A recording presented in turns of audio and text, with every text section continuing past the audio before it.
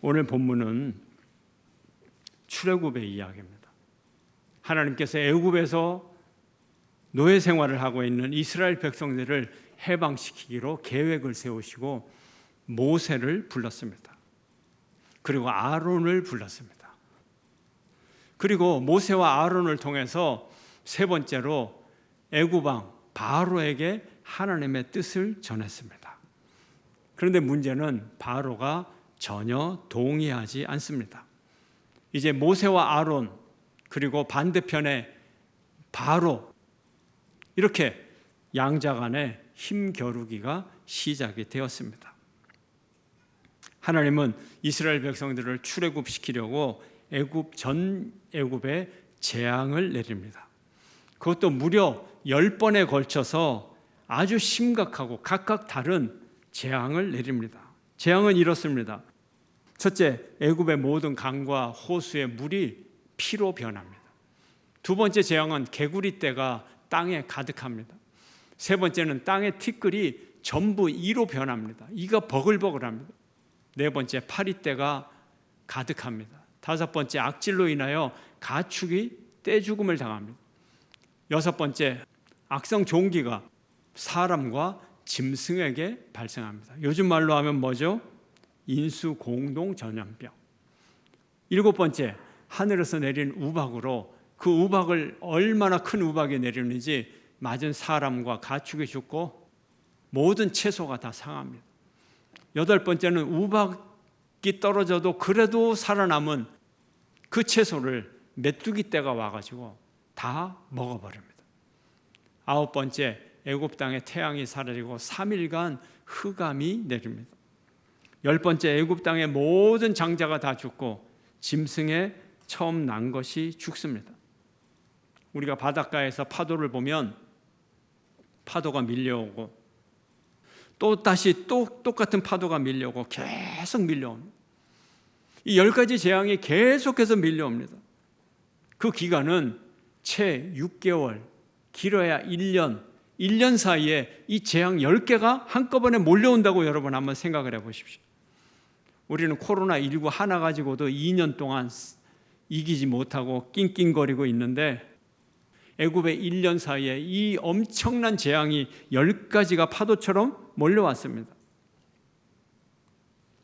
마지막 재앙은 더욱 끔찍합니다. 모든 집에 장례가 났어요. 첫 아들을 죽이고 첫 짐승을 죽였습니다.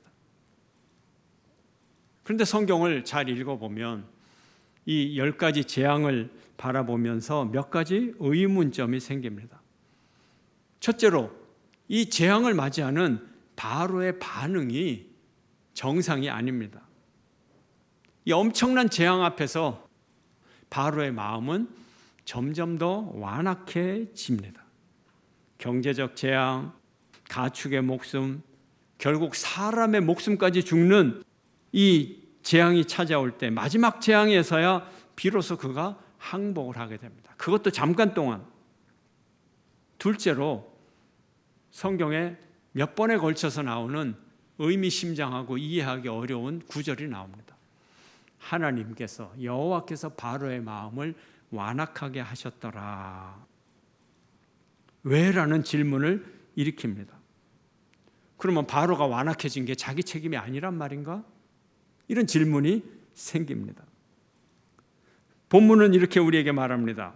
내가 바로의 마음을 완악하게 하고 내 표징과 내 이적을 애굽 땅에서 많이 행할 것이나 바로가 너희의 말을 듣지 아니할 터인즉 내가 내 손을 애굽에 뻗쳐 여러 큰 심판을 내리고 내 군대 내 백성 이스라엘 자손을 그 땅에서 인도하여 낼지라. 이렇게 말합니다. 셋째 질문은 이제 출애굽을 해야 하는 이스라엘 백성들, 그들이 출애굽에 적극적이지가 않습니다.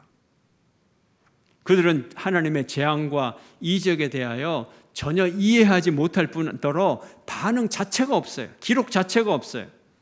출애굽을 하기 위한 동기부여가 되어 있지 않습니다.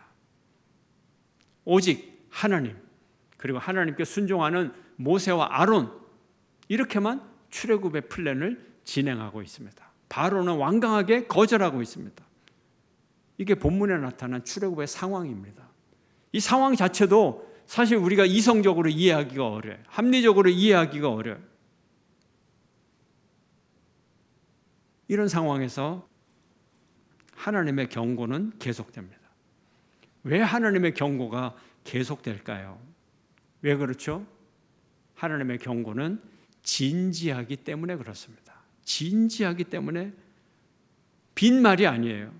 그냥 겁주고 마는 것이 아니에요.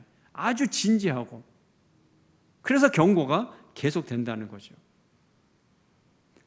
이사야는 이렇게 말합니다. 하나님의 말씀이에요. 내 입에서 나가는 말도 이와 같이 헛되이 내게로 되돌아오지 아니하고 나의 기뻐하는 뜻을 이루며 내가 보낸 일에 형통함이니라. 하나님의 심판은 반드시 임하고 하나님의 말씀은 반드시 이루어집니다.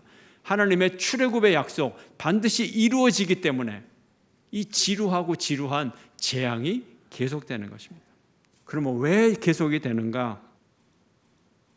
먼저 바로가 누구인가 하는 거죠.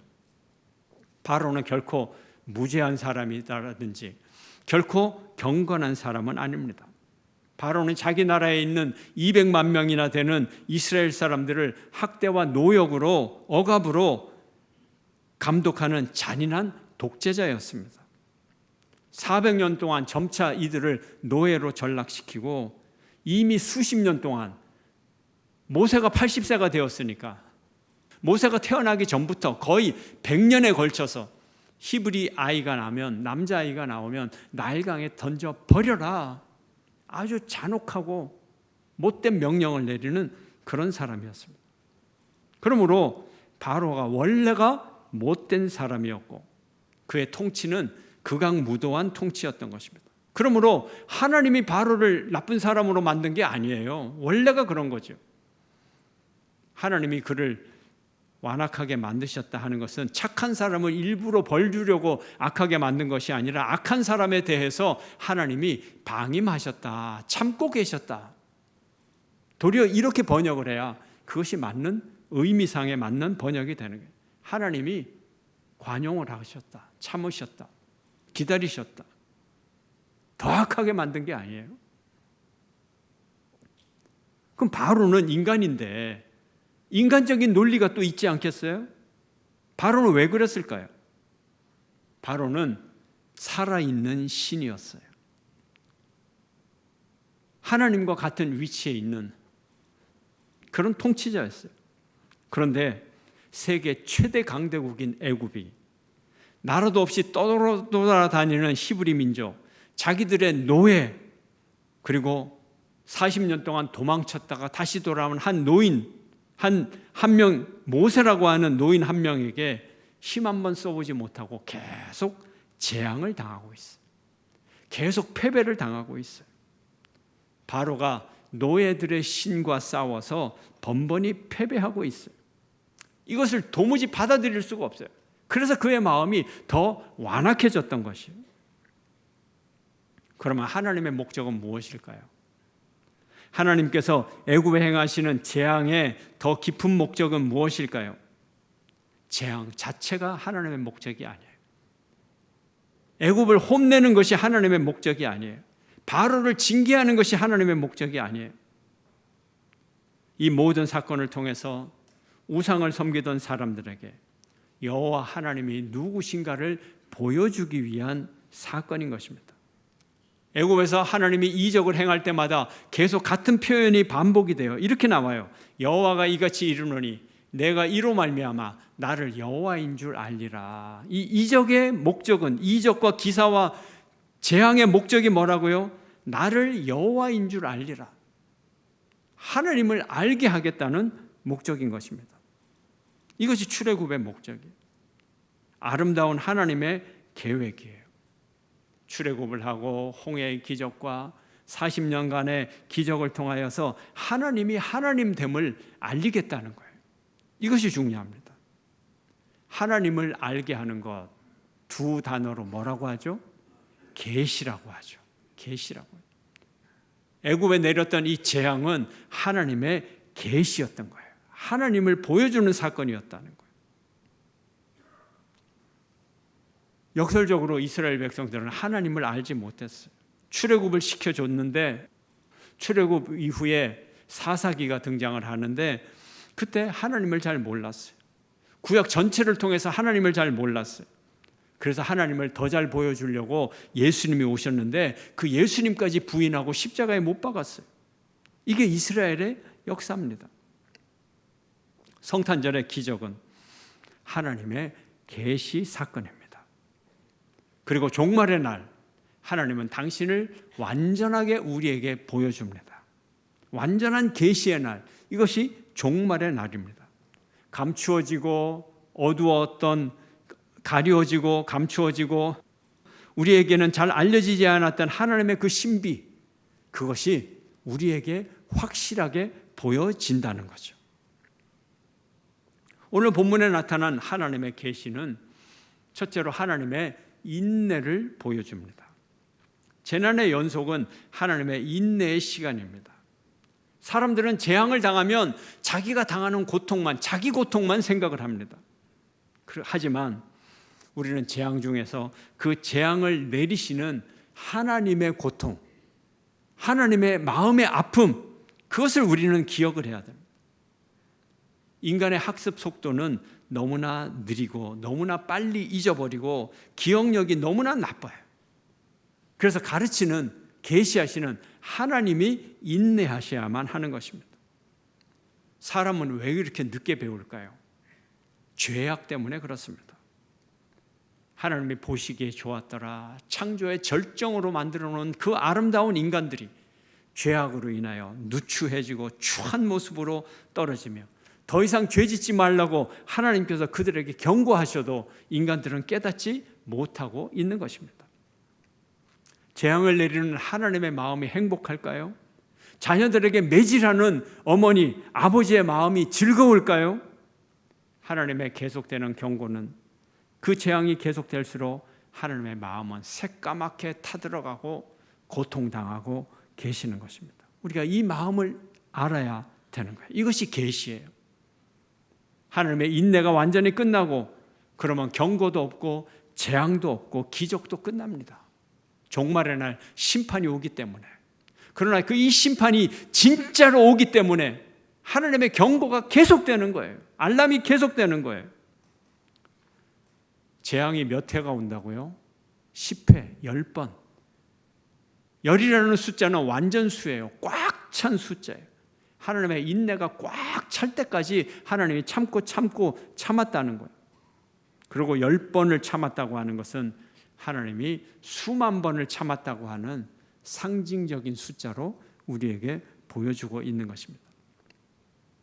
9번까지의 재앙을 보면 6번째 재앙이 인수 공동 전염병이고 처음에는 경제적 손실, 그 다음엔 가축의 생명, 마지막에는 사람의 생명까지 건드립니다. 그런데요, 내용을 자세히 보면 하나님이 9번을 재앙을 내리셨어요. 너무너무 끔찍한 재앙인데, 그런데 이 끔찍한 재앙을 통해서도 애굽이 실제로 받은 타격이 적다는 거예요. 왜요? 하나님께서 우리 부모가 자식을 때릴 때 너 맴매할 거야? 맴매할 거야?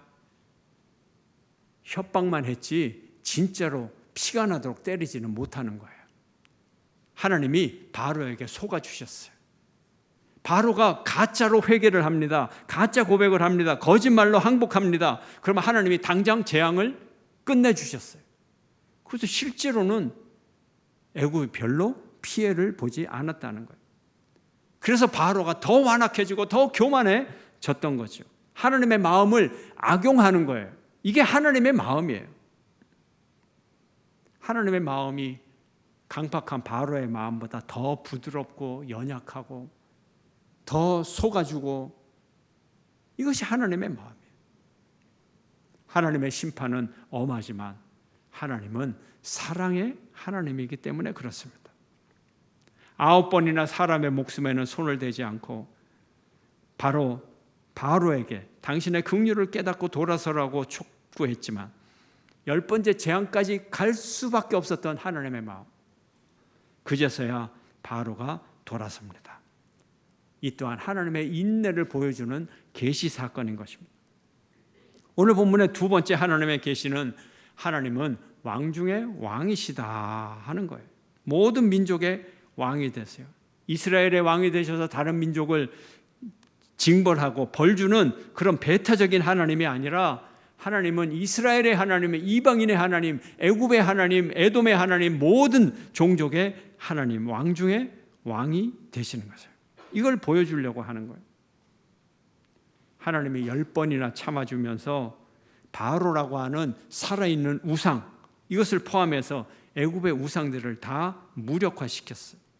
하나님은 이 모든 과정을 온 민족이 보라고 시위하셨어요. 데몬스트레이션 하셨어요. 그래서 재앙이 필요한 거예요. 재앙을 여러 번 한 것은 하나님이 살아계시다, 이것을 역사 속에서 보여주기 위한 거예요. 보여주기 위한. 회초리를 들고 자꾸 흔들어야 아이가 겁을 먹을 거 아니에요. 예. 반면에 이스라엘은 머리털 하나 손상이 없도록 그들을 업어서 애굽에서 탈출시켜 주셨습니다. 하나님은 당신의 장자 이스라엘만 구원하시는, 사랑하시는 그런 하나님이 아니라 모든 민족을 사랑하시는 그런 하나님인 것을 우리는 알아야 됩니다. 하나님은 만민의 여호와 되십니다. 아브라함을 부르신 이유가 뭡니까? 아브라함 족속만 축복하시는 것이 아니라 아브라함을 통하여 세계 만민이 구원을 얻도록, 복을 받도록 축복의 통로로 삼으신 것입니다. 디모데전서는 이렇게 말합니다. 하나님은 모든 사람이 구원을 받으며 진리를 아는 데 이르기를 원하시느니라. 하나님은 온 인류의 하나님이심을 믿으시기를 축원합니다. 여러분 모두가 하나님의 구원의 통로, 하나님의 축복의 통로가 되시기를 주의 이름으로 축원합니다. 오늘 본문의 세 번째 계시는 하나님은 신 중의 신이시다. 세상 권력에 있어서 왕 중의 왕이시지만 하나님은 모든 신 중의 신이시라는 거예요. 고대 신관과 정치관을 보면 어땠죠? 정치 권력의 왕권은 누가 내렸어요? 그들의 신이 내린 권력이었어요. 그러므로 왕은 신의 아들이면서 동시에 신이었어요. 전쟁을 합니다. 두 민족이 전쟁을 해요. 그러면 이 전쟁은 두 민족의 전쟁이 아니라 두 나라의 신의 전쟁이었어요. 그래서 전쟁에 이긴 것은 그 왕이 이긴 것이 아니라 그 신이 이긴 거예요.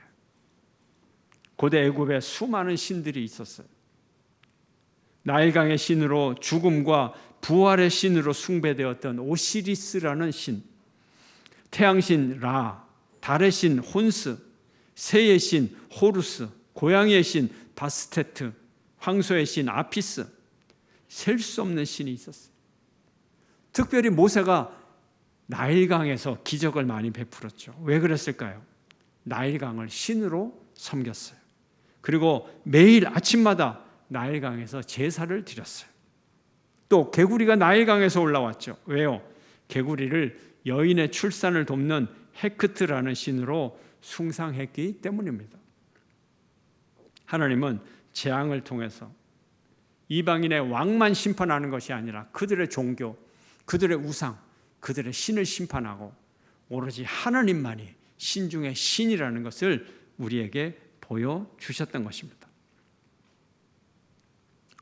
우리가 한 해를 마무리하는 시간에 있습니다.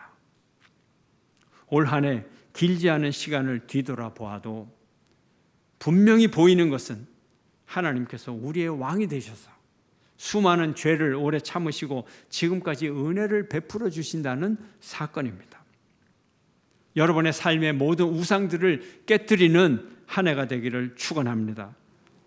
며칠 남지 않은 한 해, 이어 새로 시작되는 새해, 내 삶의 모든 영역에서 하나님이 왕 되시고 하나님이 최고의 신이 되시고 모든 것이 제자리를 찾기를 주의 이름으로 축원합니다. 대림절, 성탄절, 사순절, 고난주간, 부활절, 오순절 모두가 하나님의 우리에게 다가오시고 나타나는 사건입니다. 우리에게 베풀어 주시는 은혜가 하나님의 계시 사건입니다. 은혜로 살아가는 우리의 삶이 하나님의 계시입니다. 우리의 삶의 모습이 불신자들에게 보여지는 것, 이것이 하나님의 계시입니다. 우리의 삶을 통하여 하나님이 보여지는데 우리는 어떻게 살아야 될까요? 재앙이 계속되어도 하나님의 계획은 이루어집니다. 하나님의 구원의 시계는 멈춤이 없습니다. 하나님의 은혜는 마르지 않습니다. 시편은 우리에게 이렇게 말합니다. 내가 사망의 음침한 골짜기로 다닐지라도 해를 두려워하지 않을 것은 주께서 나와 함께 하심이라. 주의 지팡이와 막대기가 나를 안위하시나이다. 이 지팡이, 주의 지팡이와 막대기, 나를 안위하시는데 어떤 날에 나를 안위하십니까? 사망의 음침한 골짜기의 날, 그곳에서 나를 안위하십니다. 고난의 현장에서 고통받는 자기 백성을 보호하고 방향을 가리키고 인도하시고 가르치기 위해 하나님의 지팡이와 막대기가 사용을 받습니다. 막대기는 교훈을 위한 도구예요. 교정적이고 징계하기 위한 형벌의 도구입니다. 그래서 미련한 자, 아들, 죄인, 종, 이 사람들을 교육시키기 위해서 막대기, 회초리를 사용을 했어요. 훈육의 도구예요.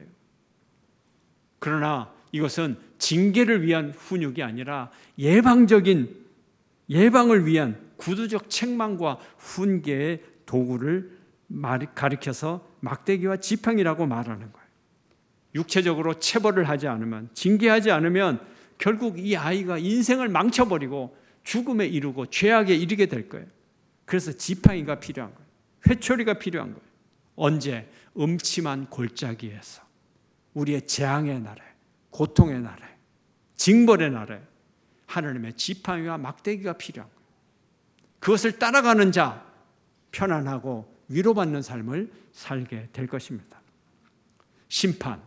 심판은 연속되는 재앙의 마지막입니다.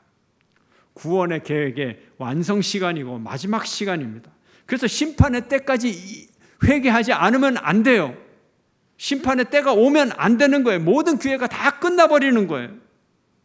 그러나 우리가 심판의 때가 아니라 지금 고난을 당하고 있고 하나님의 재앙이 임하고 있다면 아직 지금은 시간이 있다는 거예요.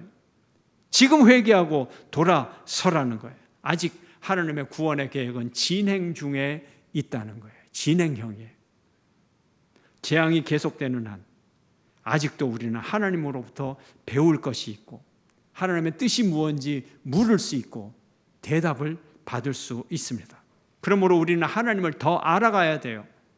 우리가 재앙 중에 살아가는 우리들, 하나님의 뜻을 물어야 돼요. 골로새서는 우리에게 말합니다. 성도들의 신령한 지혜와 총명에 하나님의 뜻을 아는 것으로 채우라 말합니다. 여러분이 아무리 세상 지식으로 가득 차 있어도 그 세상 지식 속에 하나님의 지혜가 없으면 아무것도 아니라는 것입니다. 상황이 악화되고 비극이 반복이 되고 더 깊어질 때도 하나님은 은혜의 하나님이에요. 우리는 상황의 악화를 통해서 도리어 하나님의 일하시는 증거를 바라보고 있습니다. 재앙 속에서 하나님을 찾으시기를 축원합니다. 하나님을 찾기까지 찾으시기를 축원합니다. 하나님을 발견하시기를 축원합니다. 그 하나님을 영접하시기를 축원합니다. 계속되는 고난을 통해서 잊어버렸던 하나님의 존재, 하나님의 살아계심, 하나님의 능력, 하나님의 역사하심을 경험하는 저와 여러분이 되시기를 주의 이름으로 축원합니다.